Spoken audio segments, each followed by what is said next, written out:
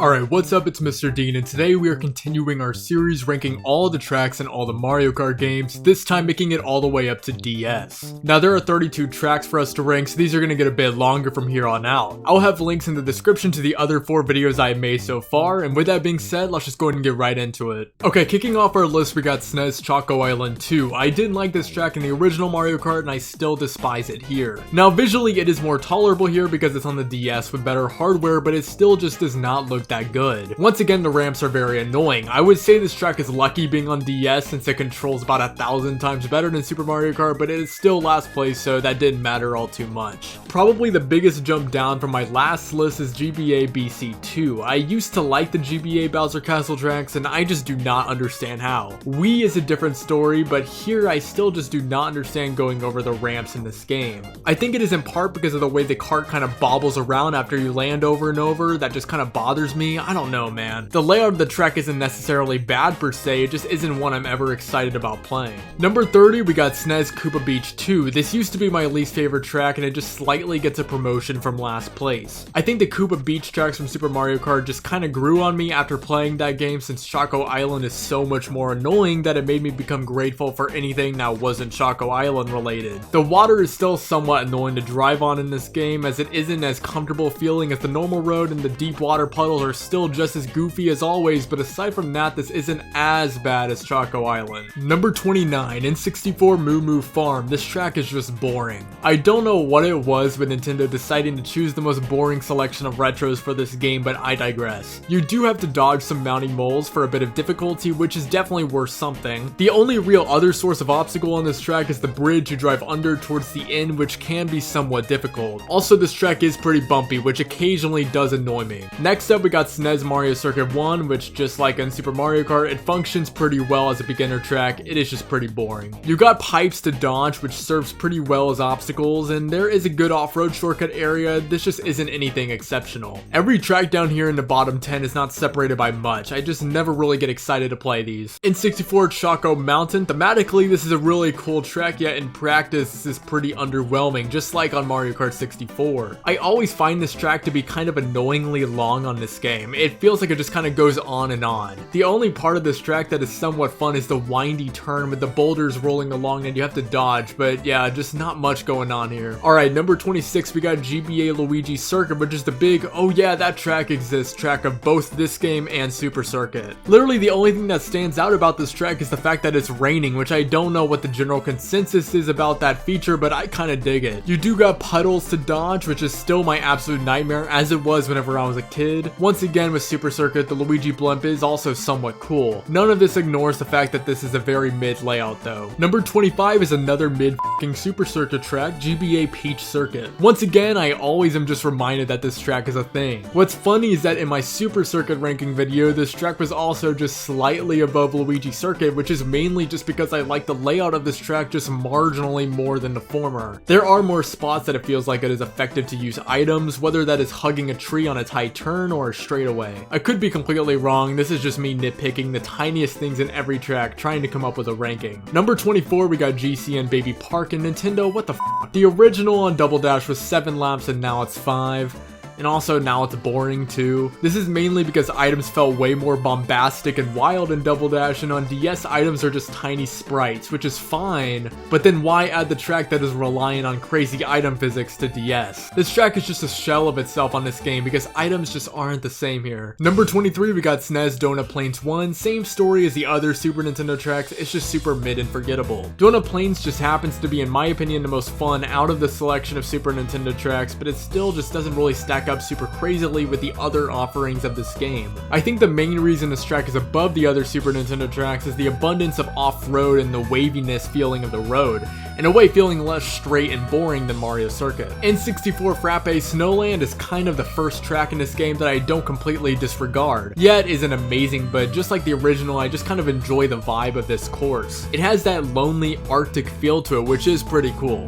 literally. Still, I don't like the stupid snowman section in the middle though. Also, I didn't bring this up in the Mario Kart 64 ranking video, but I also get bored during the ending section with the massive walls around you just because it doesn't feel like there's much going on here. It doesn't ruin the track or anything, but I just kind of wish this part either wasn't here in the first place or Nintendo changed it up for this game or something, I don't know. So I don't know why, but Nintendo decided to make every Double Dash track in this game just slightly more boring than the original, with Mushroom Bridge being another victim of this. No more driving on the rail of the bridge or going through the cool item pipe thing at the beginning. I mean, those aren't that big of a deal as I still like the track, but still. At the end of the day, it's still Mushroom Bridge. I just happen to prefer many of the other tracks in this game more. Alright, our first new track, and I went from hating this track to actually kind of liking it, Figure 8 Circuit. The main reason I used to despise this is because, as the name suggests, the layout is extremely boring, but it is also pretty fun to snake on this track, so if you know how to snake, then the straightaways become much more tolerable. Definitely the weakest nitro in the whole game, but nowadays I do kind of dig it. And another new track, we got Yoshi Falls. Very short track, but visually it does look pretty cool. Bonus points too for it being themed around Yoshi, which is only the best Mario related character to ever exist. I've seen a lot of people heavily critique this track for being short and boring, and I used to be one of those people, but I don't know, as I've gotten older I just kind of tolerate this course more and more. It is kind of nice. Alright, back to the retros. Number 18, we got N64 Banshee Boardwalk. I've always liked this track for no particular reason. I mean, I always like spooky tracks, but something about combining that concept with a pier is just kind of cool to me. Even the little indoor section with the bats is just really cool. Also, I'm not judging these tracks off of music, but the music of this track has always spoke to me. Okay, another classic from Double Dash, we got Luigi Circuit, one of the coolest concepts from a circuit track we have ever really seen. This track worked a bit better on Double Dash, but it is still pretty fun here as well. We still got the whole driving against other racers thing, as the road serves as a two-way passage, which is always fun, but it's just unfortunate that almost every new track from this game I like slightly better in regards to the physics and controls of this specific Mario Kart. At our halfway point, we got Desert Hills. Used to hate this track and now I dig it quite a bit. Definitely works better in Mario Kart Wii, but it is still pretty solid here as well. You got the sun spewing fire at you, which can be a pretty fun little obstacle to maneuver around. The main question mark of this track is the windy turn section towards the end. With inside drifting on Mario Kart Wii, this isn't a problem, but here, if you have drifting in this game nailed down, it isn't too bad, but as a kid, I remember hating this section. Probably the most forgettable new track in this game for most people is Shroom Ridge. Like, I always hear about people forgetting this track exists. For me personally, I've always liked it quite a bit. It kind of represents the only traffic-themed course in this game, at least out of the Nitro tracks. I always liked how they combined this whole traffic idea with a grassy mountain terrain. It stands out compared to the other traffic-themed tracks like Moonview Highway, Mushroom City, or Toad's Turnpike. Maybe not as flashy or standouty as some of the other new offerings from this game, but I don't know, I've always kind of liked it. Next up, we have the obligatory Mario Circuit track, but you know what? This game had a pretty solid one. I'd go as far as to say that this is the best Mario Circuit track we've gotten thus far in Mario Kart, not that its competition is all that steep. The remake of Mario Kart 8 Deluxe's DLC definitely helped me appreciate the original more, but the layout of the original was always really cool. I like how you can go through a little pipe, which this isn't the only time you do that in Mario Kart, but I don't know, I just like it here. Also, another instance where you drive by Peach's castle, and no, you don't get to go in it, and yes, I know that you can in Mario Kart 7's Mario Circuit, but I don't care, this one is still better. Cheep Cheep Beach is a beach track that I actually like. Wow, figures. Aside from Cheep Cheep Beach on the N64 and Peach Beach on Double Dash, normally I get bored of these beach themed tracks for some reason, but this one is pretty solid. I think the main part that works for this track is the dynamics of it. You start on a boardwalk section, go to the main sand beach part with water that has both a high and a low tide, and then you end it off with a little wooded area. Having these different sections makes the track so much more enjoyable than it otherwise probably would have been. Alright, time for GBA Sky Garden at number 12. Love this track on Super Circuit, and it is absolutely no exception here. You still got a few of the shortcuts from the original as well to spice up the gameplay. This whole cloudy sky aesthetic is just so cool in this track, just works wonders for being a great Mario Kart course. Okay, maybe a hot take, I don't really know, but the Rainbow Road in this game is good, but it isn't like that good. It's got a loop-de-loop and a corkscrew, which, don't get me wrong, is a really cool feature that we haven't really seen from another Rainbow Road up to this point, but aside from that, it's a whole lot of meh. It has a similar spiral section which was in Double Dash, and by the way, was also better in Double Dash. I'm also biased towards Double Dash, but that's beside the point. I don't know, nowadays I just feel like this is one of the weakest Rainbow Roads, which I'm sure isn't a popular opinion. With that being said, it's still a good track. I mean, it got number 11 above Sky Garden after all. Kicking off our top 10, we got our final retro track, GCN Yoshi Circuit. It's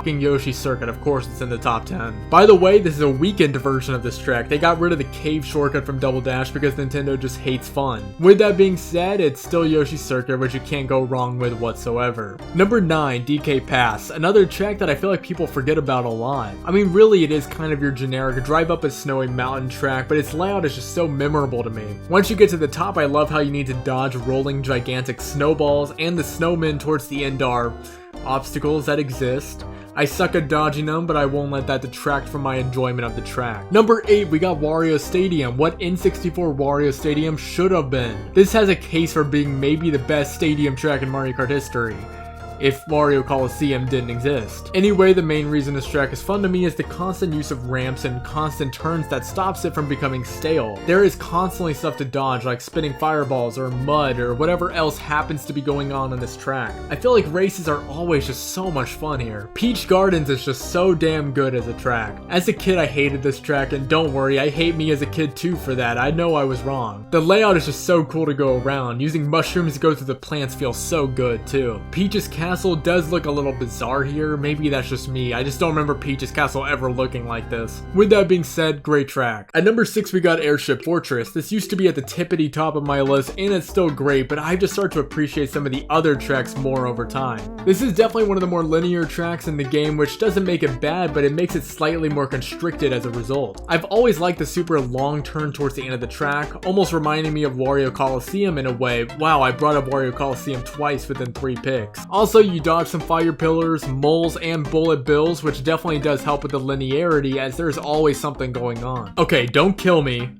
Number 5 is Waluigi Pinball. I'm sorry, this track is great, but it isn't as good as the other 4 we're about to get to. The main problem is how linear the track is. Aside from the actual pinball section in the end, there isn't really anything for you to do. Don't get me wrong, that doesn't mean the races aren't good or anything. I mean, every track at this point is great, I just need to find something to evaluate. I do really love the cannon section and all the special sound effects that they use for this specific track. It just doesn't speak to me like the top 4 do. However, the theming of this track does just do wonders with my opinion of it. Luigi's Mansion is destined to be at the top of this list. I mean, I already brought up how much I love spooky tracks. The layout of both the mansion and the outdoor section is just so good, especially the way you drop down to the lower level inside of the indoor section. The mud can be slightly annoying to drive over, but it does add to the difficulty of dodging a walking tree, so I can appreciate it from a track design standpoint. Overall, iconic track, but just slightly misses out of the top 3. Delfino Square is maybe the best Sunshine themed track that is conceivable in a Mario Kart game. I mean, there is nothing really wrong with this track. The only complaint I can possibly muster is the buildings having zero depth to them, as it's just one big wall, but who cares, the track is so good. The pier section acting as a little shortcut that is also pretty difficult. Even the off-road shortcut weaving between buildings is pretty easy to mess up on. You got a little drawbridge that opens up and closes throughout the race and is covered with boost panels. Honestly, a fully HD remake of this track would just be to die for. Tick-Tock Clock remakes the concept from a certain level in Mario 64 that totally has never made me mad with its difficulty, but as a Mario Kart track, it is superb. I love how the gears in the middle are spinning in contrasting directions with one another, which adds a layer of difficulty to the race, with in real time you having to pay attention to which direction you need to drive onto each one. Overall, this is one of the more difficult tracks in the game with perfect theming. There really is nothing for me to complain about here. With that being said, this game also just happens to have the perfect Bowser's Castle track in it. I'm gonna be completely real, I don't even know if it's possible for Nintendo to top this Bowser's Castle. The way you weave in and out of the castle, have the option of doing the little shortcut thing on the revolving section, which can also be risky as the fire skewer can be somewhat hard to avoid, is so cool. Also, I love how the outdoor section has you needing to balance on a rotating rod, and if you fall off, you don't respawn, but rather have to stay on a much slower route temporarily. I mean, everything about this track is just so good, perfectly blending difficulty with great track design. Well, that's it for my ranking of all 32 tracks in Mario Kart DS. At the end of the day, it's all a subjective list, so any ranking is valid, of course. I'm totally not just saying that to save myself from not putting Waluigi Pinball in the top spot. Thank you so much for watching, and as always, have a great rest of your day.